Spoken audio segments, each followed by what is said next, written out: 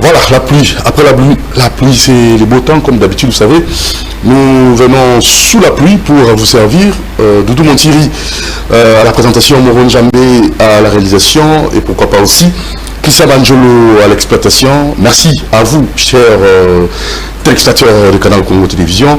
Et vous savez, on va aujourd'hui encore, comme c'est le début du week-end, essayer comme ça d'aborder des thèmes aussi importants. Mais seulement, on va commencer d'abord par ces problèmes des inondations, mais même si ce n'est pas si grave, mais seulement après la pluie, nous avons constaté qu'il y a vraiment un problème au niveau de nos différentes communes, hein, et nous avons pris quand même quelques images, et vous allez vous-même vous en rendre compte, et nous allons essayer d'en débattre pendant 15 minutes avec un expert à la matière, et après nous allons aborder un autre sujet, hein, dans le sujet du jour réellement, proprement dit, pour essayer comme ça d'avoir de plus amples détails. Donc on va commencer par la rubrique reportage, voilà, et après on va vous proposer la rubrique sujet du jour. D'abord, reportage, pourquoi? Parce que avant d'atteindre le lieu de travail, j'ai pu quand même recueillir quelques images pour que vous puissiez vraiment observer notre environnement. Nous sommes tous responsables de tout ce qui nous arrive, les différentes conséquences, nous sommes tous responsables. Donc il n'y a pas seulement l'État, même aussi la population. Alors on va d'abord commencer par la rubrique reportage, tout en vous souhaitant joyeux anniversaire si c'est votre jour de naissance, et pourquoi pas présenter les condoléances aux familles éprouvées. Et nous n'oublions pas aussi tous nos amis qui souffrent. Ils sont là, cloués au lit, hospitalisés. Que l'Éternel puisse vous donner la guérison miracle. Ok, c'est parti avec la rubrique reportage.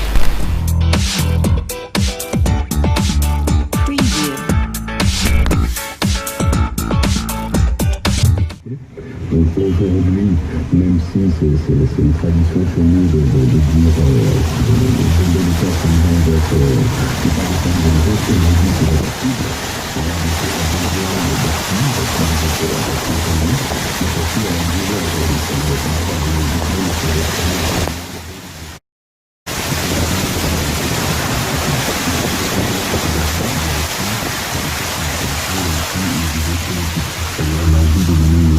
À l'Afrique, notamment si vous avez écouté le discours du président, il ne sait pas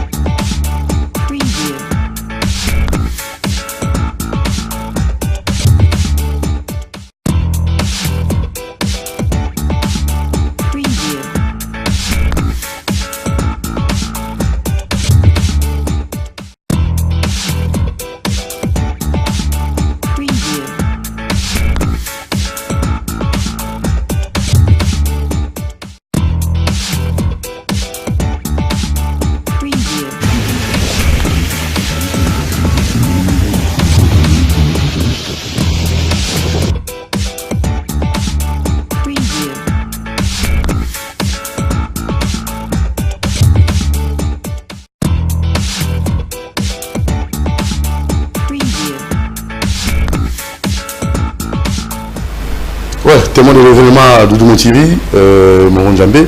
Voilà, j'aimerais qu'on fasse une analyse avec un expert en la matière, monsieur Ndefi Mantiantima, et lui va essayer comme ça, parce qu'il est architecte, il est aussi ingénieur, il a beaucoup de maîtrise là-dessus. On va analyser un peu, mais ce n'est pas vraiment le sujet du jour, c'était juste une parenthèse qu'on a ouverte et on va référer rapidement pour aborder notre sujet du jour. Monsieur Ndefi, vous pouvez venir pour analyser un peu ces problèmes. Il faut nécessairement qu'on en trouve comme ça des solutions immédiates et rapides. Bonjour. Bonjour. Merci. Prenez place. Très rapidement, vous avez suivi les images. Dressons nos fronts, c'est votre mouvement citoyen. Ok. Mais en même temps, si vous êtes expert en la matière, vous maîtrisez un peu tous ces contours. Vous êtes environnementaliste, vous êtes architecte de formation. Alors, quel constat avez-vous fait? Au monde toujours l'image. Et ça, c'est aussi répété. Tu as vu, dans la poids lourd, image à poids lourd, on a dit on a poids lourd, toujours à bouchon. Parce que, ma est tout dit. Au lieu de qu'il y ait poids lourd, tout zongi là, nous allons à rouler. À rouler, tu constater, même problème, mais voilà quand même, ni tout cas, et ça va fort les cas. Pour tout, il faut comment on a ça là. C'est dû à quoi, tout ça? Bon, mon ville, ils ont le roi de gérer là. Et là, ils ont bien géré, et puis ils ont la politique. Parce que ceux qui ont une image, on remarqué, il y a un problème, surtout dans le niveau de Nabiso. Les lots de niveau, ceux qui ont bien, ils ont rempli dans ma belle, ils ont rempli dans ma salité, comme même une foule. Ils ont une foule. Batu fulu na bango mingi mingi comme bakanivo. Alors caniveau est comme une mouké. Tant le comme une mouké, moi mai eko koleka et belé na nene ba ingénieur ba sala ki dimensionnement ya bakanivo na bango moi mai le kana quantité wana ezate. Et ça ani ekobima et va na likola balabala. En même temps mai pesa ke ennemi anzela. Et bandi pe ko bomanzela. Moi pe nzela wana pe umela ezate. Fallait en principe d'abord caniveau et ça la foulte. Caniveau et la foulte. Et ça la paix. Oui. Na ma belete parce que tout autour au monde toi na mboka moko. Oui. Ma beleza motakala. Motakala ça veut dire. Donc on veut dire que batie net ba pelouse te. OK. Poussière on a nyonso et ça ndeni. Facilement ils ont se déverser na rigole. Mais s'il vous plaît, faut tirer en haut. Avant que tirer caniveau, mais dimensionnement ba caniveau na biso. Et ça, n'habitez pas de moi, c'est que c'est un ah, bah, sinon, c'est sur le caniveau, n'habitez pas, t'as mis coussé, coussé, non, ça, dimensionnement. Bah, dimensionnement, c'est vrai, ailleurs, bah, dimensionnement, il faut poser des problèmes. Voilà. Ailleurs, si comme vous pouvez passer, il très bien. Ok. Au moins, moi, il y a un caniveau, il y a un exitoire. C'est-à-dire, moi, il y a un continent de caniveau. Il faut même maman. Vers. Par exemple, au Tobengaka, la rivière, où il y a un exitoire naturel. Ok. Au moment où Maya Kalam, Maya Moula, il niveau où il y a par exemple dans la zone où il y a Maya Kalam, côté 20 mains, il faut que facilement vers Maya Kalam. Ok. Parce qu'il y a un Tobengaka exitoire naturel, à cause de Maya Wana, à cause de Maya fleuve. Ok. Déjà, ce qu'on a dit, rivière à Maya Kalam est tout dit dans Bosoto. Et ça tiré. Et il y a déjà, ils ont créé problème. Sauf que même dans mon foule à côté campus, au moins la rivière est traversée côté triangle, il n'y a pas un problème. Au moins ça a bouché, beaucoup de salité, mais au moins à cause na banda koeza tout autour. Bon la ville. Ça dit ba inondation. Même la ville, tu as un problème de baïgou. Baïgou est belé.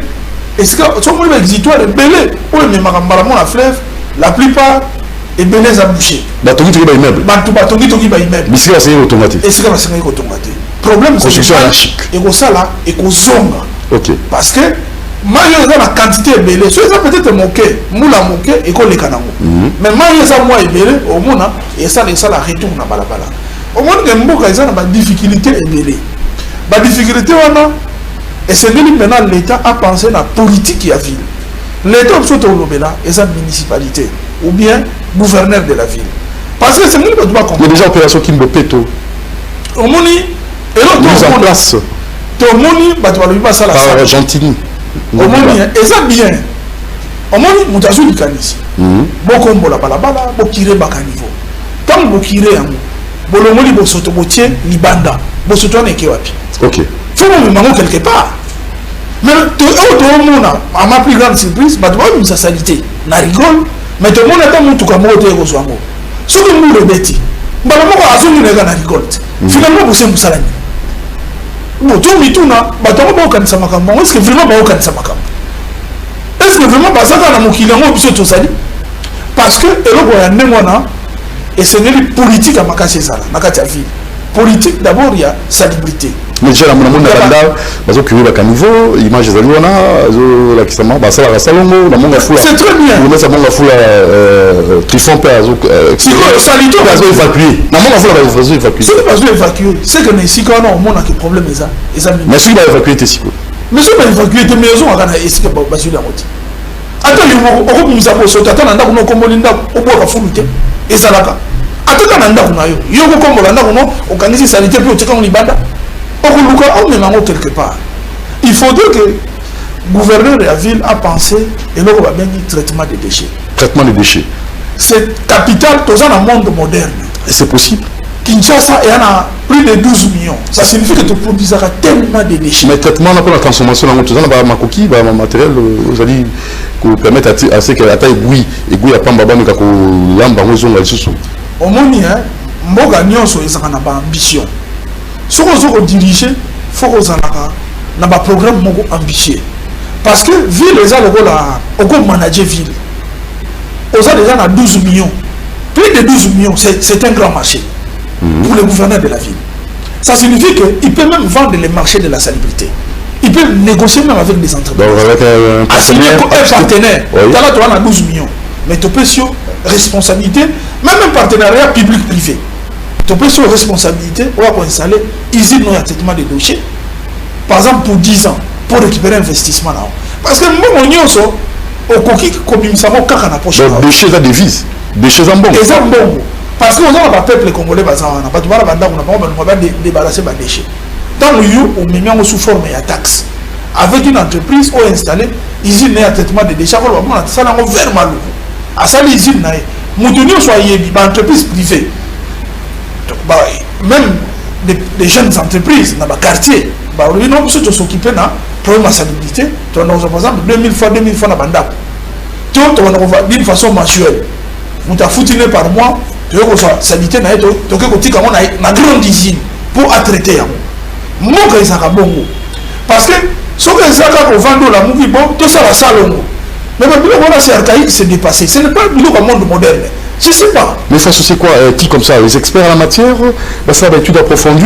Mais et là, on se font ça la éthique. Est-ce que vous associé on a politique en haut, même à qui n'a beaucoup de péto? Est-ce que l'expert en la matière on a des éminents professeurs au pays Mais l'université, c'est qui? C'est une personne, après avoir étudié, c'est lui qui va trouver les solutions au problème. Expert, le gouverneur, faculté, par exemple, polytechnique, la faculté de Kinshasa, il y a environnement. On est traité comme on a la solution.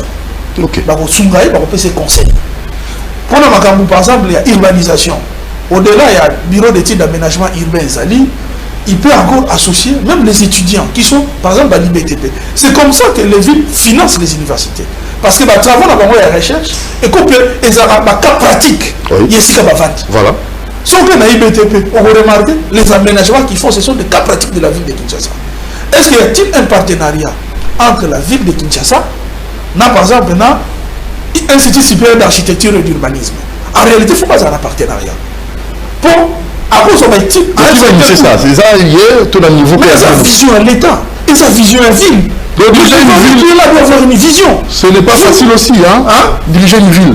Mais il faut tout payer ça là. Mais papa, parce que pour nous ça la plaisir, c'est pour cela que un jour. Mais il y a des conseillers. Dans l'environnement, conseiller président en la matière, la matière, attention, il faut d'abord monter à diriger. Comme le conseiller Boussibo, il fut mon directeur de mémoire. Après, c'est monté, il n'y a pas à conseiller le président dans la Bosnie. Mais voilà, la ville. Est-ce que c'est la ville? Oh, tu as des villes à Kinshasa. Voilà. patron de la ville à Kinshasa, c'est le gouverneur de la ville. Il ne faut pas déranger le président dans la territorialité. Non, le président, Ayamba va gouverneur, dans mon aïe, après ça, l'île de conduite. L'île de conduite, et puis va évaluer. Ok. Donc ce n'est pas au président à la requirir qu'à niveau. Ce n'est pas le problème du président de la République. Le président, nous avons besoin de l'aïe. Par exemple, le ministre des ITP d'urbanisme. Mais, par exemple, les ITP, la route nationale, ils ont c'est l'aïe. Bon, cas pratique. Après la pluie, qu'est-ce qu'on peut faire rapidement pour tout le monde a il faut ça. Babou, quand va boucher l'égout. Non, c'est un politique mobimba ya ville. Cas pratique pour les carrés, par exemple, ce font là qui pour ça politique mobimba ya ville. Ça, Toloba, c'est la ville malade. Parce qu'il faut qu'on soit à Kinshasa. Déjà, il faut y avoir les passés versants. Et c'est comme il y a un batonga kuna. Et c'est comme l'on a manzété, n'est-ce pas côté campus. Si on a nous je sais bassin versant, mais t'as pas de boîtier bandaba. Si on a mon vous voulez quoi? C'est des villes malades. Il faut faire quoi? Déjà, Maïola, Bouroutine, Bigaron a bassin versant, c'est comme bassin versant comme il a bandaba. Maï s'infiltrer et ça sous-souté. Car, Ezali, c'est que nous l'avons dit, il faut une nouvelle ville de Kinshasa. Donc, on a vu la cigare à Kinshasa. C'est ça là. Alors, bon, ça, les bateaux, non, pendant qu'ils sont là, on peut encore gérer. Aménager un endroit, site moro. Non, on va aménager des psychos. Oui. Parce que ça demande beaucoup de moyens. Okay. Pour le moment, il faut que ça là-bas, on calmer fièvre. C'est-à-dire, il faut utiliser le niveau, qu'on ça la politique à salubrité. De manière que tous analysent le traitement des déchets parce que c'est un vrai problème. Ok. Le lot, Bakanivo, monsieur comment va fourou. Oui. Ça c'est déjà, on veut essayer de résoudre et qu'on résout quand même mon problème. Mais on va là en profondeur. Deuxièmement, Belé va loger, va mal loger, va faire un bassin versant. Il faut créer une nouvelle ville. Mais nouvelle ville, ils ont faut créer la misala. Pour Moutou, pour ça les villes à Sikate soit à Kanyakate. Il faut en avoir moyen, il faut en avoir location familiale. Pourquoi on va vivre dans la ville où il y a Sika, où on va mais tant que tu passes à chemin, tant que tu as un élo, tout le monde dit que ça va, et ça c'est le vicieux à Mabé. Moi, je ne peux pas c'est vraiment un problème très complexe. Donc, pour résoudre ça, il faut une pluridisciplinarité. Donc, c'est pour ça de façon. Donc, ça va discipline non seulement. C'est limiter la moyen. Donc, multisectoriel, associer tout le monde. Voilà. On solutionne un problème où les alliés dans quatre environnements. Exactement. Toute une politique, même il y a un gouvernement à travers toutes les villes de la République. Voilà, c'était juste la rubrique reportage. Tout me va penser pour argumenter, pour tout me va les moyens pour la solution à tout moment, tout le monde a ramené ils ont changé pégaté, tout ça bateau. Même Niamakou, tous les agressions à mon obstacle au Kakimango, puisque tu as bateau. Tout ça pour dominer sur la créature, donc il est assujettir, qu'il est dominé sur nous sur la salle. C'est comme nous les autres dominer biso, on a maillé, tout dominer boula, tout tout ça notre bien pour la lobby surtout de la rater, tout l'accès à l'image montée. Après, on a voulu retourner, ici là. Donc, tout travail ensemble pour le développement. Alors, place à notre sujet du jour. Cette parenthèse, tout fonctionne rapidement. On y va, sujet du jour.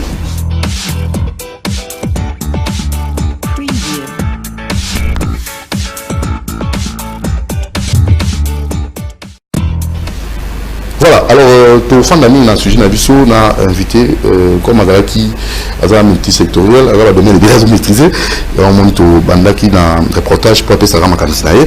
Tout le monde a dans le voyage à président, 3 semaines, avec le Banda Mboka, et tout le monde a retombé à voyage et tout le monde a appelé c'était manqué dans le gouvernement Nabiso, on a c'est du mal déjà, bien sûr, on va faire quelques analyses, mais maintenant, tout le monde on se méfie dans le gouvernement.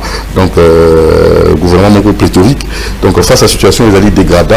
Donc, on a invité Yovo Kanzani, Penza, priorité la seconde côté à la pénale secteur.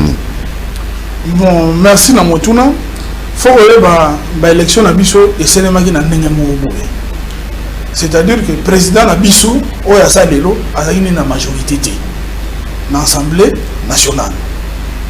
Tout le monde est sénélé à négocier. Pour que Azana même mise la gestion en gouvernement, parce que le résultat, il y a un résultat. Au-delà de tout, il y a 5 ans. tout le monde a négocié gouvernement moko et bimi pléthorique. Mais peut-être les alliés pris, il y a stabilité, na ya kimia. Parce que mutu musuku na ko silika, mutu wana kuna boye na boye. Tout le monde a déjà même pour gouvernement bima, ba musuku kuna ba longwe, ba musuku boye na boye. Fallait moi mailler les ala. Pour moi na musuku to za dans une situation particulière. Mais heureusement pour naé, ba négocier les autres dans le gouvernement. Le gouvernement oyo ba to ba lobby eza ebelé. Eza pléthorique et vous allez pas si pour naé un peu pour na manager. Tout ça pour la nzambe alomba yango na sagesse o azana. Parce que ils ont facilité comme manager une grosse équipe. Mais ce qui est sûr, le président a la plus stabilité à Boka. Parce qu'il faut que la comité de Sika Yamutu, difficulté à côté de Nango et bon à jouer, pas signé ça. Déjà, le gouvernement pour naïe a réussi. Qu'on stabiliser, l'esprit est en s'échauffer, tout va bien. Mais face au gouvernement, nous avons la priorité. Pour nous définir la priorité, il faut que ça soit urgent. Il y a l'immotion des années. Il y a l'immotion des années. Il y a l'immotion des années. D'abord, il faut que ça soit une institution. La justice. La fonction publique. Et c'est normalement. C'est-à-dire qu'elle est sous teinté dans la corruption. Justice est naturellement indépendante. Parce que le président de la République a reçu la justice.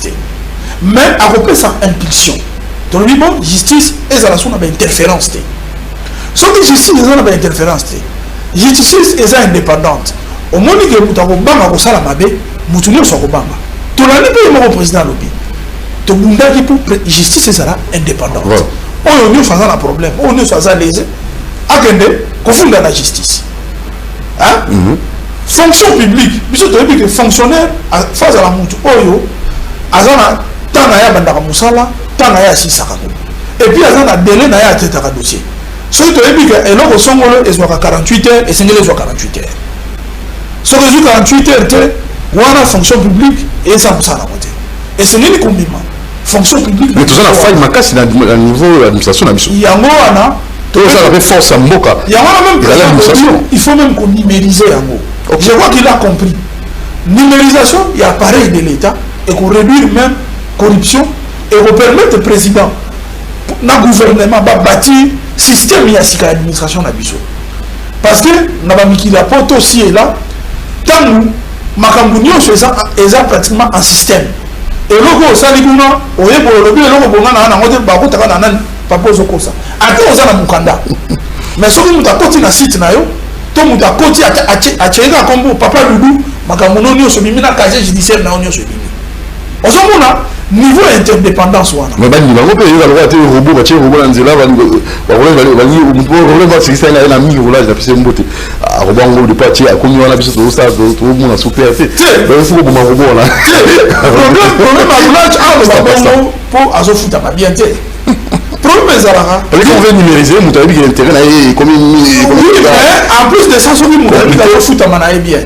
OK, donc un bon salaire. Salaire faut ça na lolenge parce que nous azo sala et c'est un salaire ça la kalia tongo tipo donc ça n'a pas de alia moi mobimba mais biloko wana d'abord bango faut pas ça musala bien parce que so ba sali musala bien te et bebisa il y a mis balé ba entreprise à l'état ba entreprise para-étatique parce que ya monde auto benaka portefeuille à l'état et puis ça à l'état mon solo ba entreprise ko ba RVA ba entreprise lokola ba Chikamine ba entreprise lokola ba SNCC ba entreprise lokola ba OCPT ozomona ba biloko wana nyonso fo ezonga ndenge ezalaki kala esala mosala nango emimisa lomeya parce que lelo ba entreprise wana même premier ministre alobaki yango échouaki parce que l'état accompagnaki yango te apesaki yango ba moyen qu'il faut te et ce n'est les zones là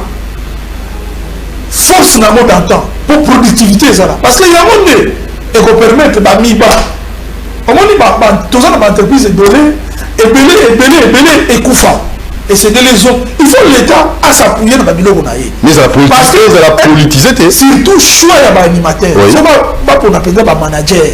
Pas pour la politicité. Sauf le président de la République. À sa erreur, il y a un politicien état lié. Parce que à Kobe Bissa, à venir, il y a mandat naïe. Parce que politicien a un calcul moko. Moi, bata, pour moi, pour l'homme, pour ça la partie nanga. Ok. Au moins, on a ambition. À préparer 2023. 2023, on a ambition à Bokate. Tout le monde est politicien, il a ambition parce que même pas supermarché, n'a pas l'État. Alors, il doit faire très attention. Il faut sélectionner à niveau. Il y a pas entreprise, il y a une coalition. Mais quand il y a une coalition, une coalition, c'est une entreprise publique. Et c'est un gouvernement. Les entreprises publiques, et c'est un domaine politique. Si vous politisez les entreprises publiques, mais nous allons nous poser la question, lui le président de la République, il va trouver l'argent où? Et tout le monde, moi, il y a le retard là. Et ça différent, n'a pas régénéré la Kachamboka. Ceux qui ont politisé entreprises publiques veut dire que Olingo s'est suicidé. Je ne vois pas le président Félix Tshisekedi, Nazomon a sagé soit à Zanango, à Salelo Bandéwana. Parce que soit à Zanango, nous sommes un mouvement citoyen. Tu as télé la Macabouana. Parce que pour la visite, on a déjà que Azul c'est la famille. Alors qu'il n'y a Koufa. Parce qu'une entreprise publique ou une entreprise publique est le rôle de l'entreprise privée. Ils ont produit, ils ont un management. Il faut des managers, c'est quoi gérer une société? Nous devons poli, ils ont un management, donc management lié à résultat. Si le résultat, il pas président de la République, par exemple, le DG, il y a Oufida, voici ce que je peux produire, voici politique, voici plan. Ok, est-ce que tu veux me faire ça? Ça va. Mais on peut déjà le voir dans les 6 mois comment il se comporte. C'est ça. Et puis on fait une révision sur mon idée. Résultat, c'est à côté. Madame Ougalomonier. Mais sur les gens bon, PPRD, botin de la vidéo Batunabino, tel botin de la Batunabino, il va reproduire ce que Baninga n'a pas là. Et là, on va critiquer, finalement, il va redevenir ça. Et je ne le vois pas dans cette affaire-là tomber là-bas. Et c'est là où nous attendons le gouvernement. Parmi les deuxièmes priorités, c'est cela. Troisième priorité, par la mission, il faut organiser les élections municipales. Au moins, il y a et ça, il y a municipalité. Tant qu'il n'y a pas une gestion de proximité, nous devons s'organiser. Ce qui fout le temps de président de la République. Parce que dans l'élection municipale, le président a se dédouané. C'est comme si le peuple, bon gérer, il y a bino quartier. Ce qui pour gérer est en inégalité. Nous avons accompagné en tant que garant de bon fonctionnement de l'institution, il y a la République pour désorganiser la terre. Même sécurité, et comme appelle la municipalité. Conseil municipal et Gouvanda, et que nous avons un quartier, boni, tout ça, on a une hypothèse 600. Au moment à Rossel a appris par exemple dans le gouverneur à dire là élément. Par exemple, école dans le quartier, tout ça, l'école a bien été, mais mettre dans autant ça bien été. Au moins, ça c'est la municipalité. À Zolan de la banane, à Zolan de la formation à banane. Au moment un rôle, il y avait l'élection municipale. Élection municipale, et ça. Donc, il faut oui, mais nous avons faut que ça là, Maïe, tant municipalité, il y a tout pour nous. Moutou, il y a le lendemain. Pour Moutou, on a décidé pour la décision dans la mission de la commune. Il faut, au moins avec l'élection municipale, dans une ici, on va avoir la puissance publique dans la barabara. Nous avons ça dans n'importe quoi. Tout le monde a mis des poteaux. Si vous avez la ville, mais comment la maire, à ça, ça a été. Il y a un continent. Alors, le président, il y a un mois. Président, il y a un Macamounion, est-ce que le maire, il faut vraiment amener le maire. Maire à l'obémi. Parce que c'est lui qui détermine la politique de la ville. Et puis, le maire, il bosse à un conseil municipal. On va dire quartier. On va voter à la Macam. Chef de rue. Exactement. Et c'est la version Makassi. Au moment. Donc, sur les puissances publiques, exactement pas là-bas. Bino, au moins, il y a objet au Sénaki, objet au Lingui, l'élo, le gouvernement a une sélection Macambouana. Ils ont magité. Ils ont fonctionnement d'abord normal. Parce que dans les 5 ans, le président a résoudre le problème n'y a sauté. Il faut une méritocratie. Ou à Koki, dans la municipalité de Boché.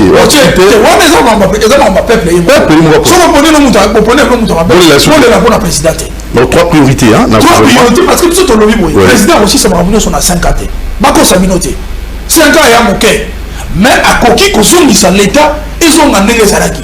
bato banda kotravaille ndenge bazalaki akoki korelancer baentreprise publique soki atie sérieux na baentreprise wana ça ekozala palpable ekozala visible omoni bapriorité eza telema ebele côté il faut se concentrer na biloko ezala essentiel et primordial nini mboka ezongi na rail mboka ezongi ndenge kala administration evandi comme numérisé non ozomona municipalité voilà donc peuple azovivre changement na mbala moko esika azali ekozala automatique te ok mais au moins bato bakoreconnaître te tato oyo batato oyo en tout cas bazongisi mboka voilà le gouvernement to baito fungula wana parmi au conseil au direction au front exactement ça c'est très bien mais si vous tombez ici c'était vraiment tout ça la moi bilan en fait retombé à 3 semaines au Félix déjà au zonga dimanche oyo na habité à Kendaki pinga pona kuluka kozonga sapina dignité et identité congolaise 10 ans de asi to perdre en haut et à kuluka investisseur na habité yo na kotala kanyo swana et déjà na moni bazui FMI na bandeko basusu kuna basundi biso pesa 1 milliard pour la gratuité en enseignement ba accompagner biso alors comment yo moni 3 semaines wana président Félix Asseli. Bon, d'abord, biso et l'autre moni, président Félix a compris, pour fournir sa diplomatie. Azam mutu oyo a yebi ko solo na batu. Lokola yebi ke makasi neza wana. Habito bimana na mboka papa d'abord, batu bazali na idée moko ya Congo. Lokola trou noir. Congo eza mokili ya baguerre. Fallait quand même à changer image en mboka. Na kokende vers batu wana. Kosolana bango to mona na TV5 omoni mokili momelandi ye bato bayuki ye po monde basala analyse to bapaya to basala net mutu wana oloba aza nani nongo lobi wana bato basuka donc azabo bacomprendre ida mutu yango omoni règle nationale Nations Unies azalaki accueilli comme loi bato nyonso bangi bapesa mbote eza par hasard te sadi basali analyse ya mutu bamoni kati ya mutu aza motema malamu. Parce que avant Moutoumoko, un peu idéaliste, à l'image monde est en équilibre. C'est pas quelqu'un de belliqueux. Au moins, image il y a président la mission sali que même les voisins, même les équilibrés, c'est peli naïe. Le monde là, c'est peli naïe, c'est peli déjà dans Moka. Nation auto sali. Attends, on voit la carte à l'interne, moi ma minga mais nous c'est voilà tout le monde image. Ah oui, image banda. Voilà même exemple marketing. OK. Au moins, à niveau il y a affaire et marketing. Moka et quoi business. Il faut qu'on vendre d'abord image. Pour mélanger. Pour nous hier, quand on n'a pas naïo, mais essayez d'abord à l'ingabinote. Essayez là se sentir en sécurité. Parce que n'a pas moyen, si vous n'avez pas moyen non plus, il fait essayez par investisseurs étrangers au bazar ba bon et belé. Ba ko tia ba industrie na ba moi. Au-delà il y a industrie où il y a l'état, ba tout na bazar ba bon et belé et ko permettre et booster l'économie na biso. Est-ce que vraiment ça va bien? Nous pensons que avec le monde a battu quoi Boeing à solo ni na bango et bien là on va tirer les belés va saler le grand pas la bisote mais souvent on monde a battu on non on peut savoir par exemple 16 avions on m'a dit que même là ligne aérienne congolaise c'est comme ça est-ce que on a que soit avion il y a sika que soit avion il y a mon yatote on m'a dit que ça avantagé pour na mbuka na biso. Donc, c'est la même vision très importante. Ça, c'est et c'est d'abord pour y bah tu es belé bah multinational bah non on a ma porte à Mickey bah ils ont créé ma guerre par procuration mais Félix Tshisekedi dit alors non et c'est les bateaux on a pas mon interlocuteur il y a solo azali na mission na bango parce que les bosseurs azali sont les ministres a vu contrat na yo tout le monde a déjà reçu protocole d'accord na investisseur so quand ministre on a le protocole d'accord on est côté président vous avez dit à monter de la vie le moteur na de guerre tant yo solo ni na mon compte oui non tout le président les États-Unis tout le président de la République et puis invité yo aux hommes on a des projets na ça protéger au moins oui on va investir tant que bateau là on a problème là oui asali ya manager asali ma mono biza mala mingi azupe ba appui budgétaire na banque mondiale tout ça c'est très bien et na FMI mais c'est autant que batango ba koya awa ba visiter ba ye parce que na tuni na ndako papa bimaki atiki bana ga bibita bana on ba sakazaka wa papa sikoyo abengi bapaya bakoya mais tuko bano ya tiki oyo bazali mosusu mutu likolo mosusu mato ebangongi mosusu abanga ata yiba koampata atala te tout ça bana wana batikali ye so papa azoya 3 semaines après azokozonga na mboka nini oyo asengi kosala po déjà sala bapaya ti bakombola ndako bakomisa po bapaya bakoya na ndako oyo avante kuna bana oyo aye oyo oyo atikaki ntango azozonga asala nini mais faut que tu aies un mokili à ordre. Tu as un mokili autre, tu as baba, tu sais parmi les priorités, les institutions sur l'État et fonctionner normalement. Ok. Ce n'est pas au président de la République d'arrêter quelqu'un. C'est à la justice de le faire. Il faut rendre la justice indépendante. Lélo, s'il faut te pousser vers où, il faut te pousser aussi contre la justice. Non, non, tu vas marcher, tu vas te Y. Pour battre la justice. Parce que il que le président Kolobango n'a tiki justice à Salam Salanaye. On a interféré sur thé. Mais c'est lui qui peut battre ya bonia parce que Moka papa c'est bien. Mais Moka et ça le papa ça n'a pas na mikolo. Il n'est pas obligé ba décision ne soit envoyée moko. Il faut asana na ba na si ba koni. Batala yo to bisa yo to tala mambi matali justice. Côté kuna ezambe ngani. C'est au ministre de la justice. Il y a autant la politique de la justice dans le monde. Donc, ils ont dépendre gouvernement de leurs alliés. On a un chef du gouvernement. Ataï Abimi. Le chef du gouvernement, c'est quoi, maman? Il est le chef du gouvernement. C'est à lui de bâtir. Un cadre stable. Un cadre propre. Et puis après, ce rapport, papa quoi? Oui. Pas passer en contradiction. Donc, les sont des prérogatives, même la constitution, le chef de l'État, le Premier ministre, au moins, il y a des prérogatives différentes. Le Premier ministre, c'est un chef de gouvernement. Il y a la politique en Boka. Mais la justice, il y a un ministre. Il y a un président de la République. Il y a un solo. Il y a un peut-être que tu as un mohibi. Tu as un très corrompu. Tu as un jugement à la probité morale.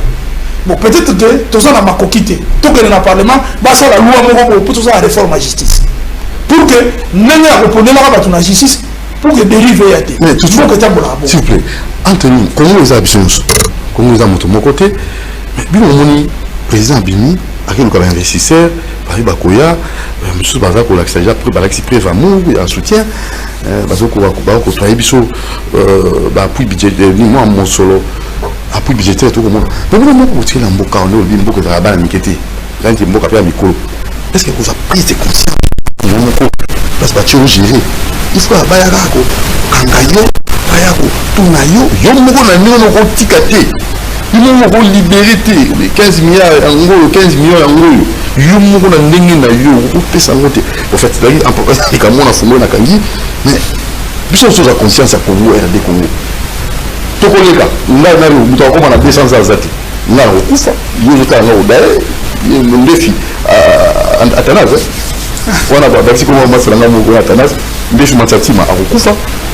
Mais tout gérer Congo pour la génération Oyo, il y a biso na Oyo Kouya tant aux alaté. Alors tous à la Tenza na Bonumamboka. Tout Kamboka na bana moko ba na formation na Malunga pour que lui ba pour gérer un nouveau Rodani. Alors pratiquement c'est fait ce là discours du président alors moi ça quand on est est-ce impact na mo on a biso en Afrique du coup le bani plus rapidement autour de la question clé pour Mboka ton le président a vendre image positive ya Mboka na biso na reste du monde tout le monde a dit ma lobaki alobi potentialité Mboka ça si du point de vue potentialité naturelle alobi ba mai na biso alobeli batel arabe plus de 2 milliards. Au moins il faut avoir une conscience. Il y a beaucoup de nous pour baso diriger. Apport na biso na monde et amis. Au moins sur le plan environnement, 40% il y a réserve environnement ya pa na biso. C'est-à-dire que banino ba vendine ba comprendre moka ngonde ezaka boye. Riche eza pays moko ils ont participé au environnement. Oui. Donc ils ont beaucoup de sécurité au maboko. Aujourd'hui la image à se vendre.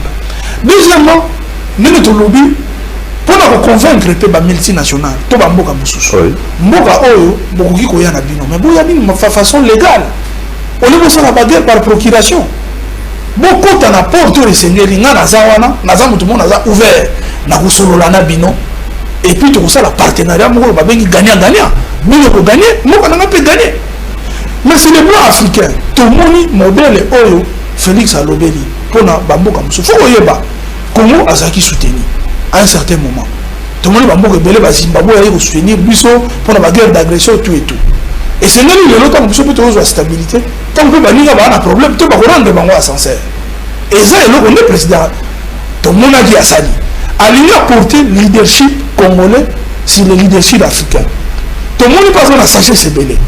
Pour Elobeli nae après si kanda na mutute malobi makambo solo.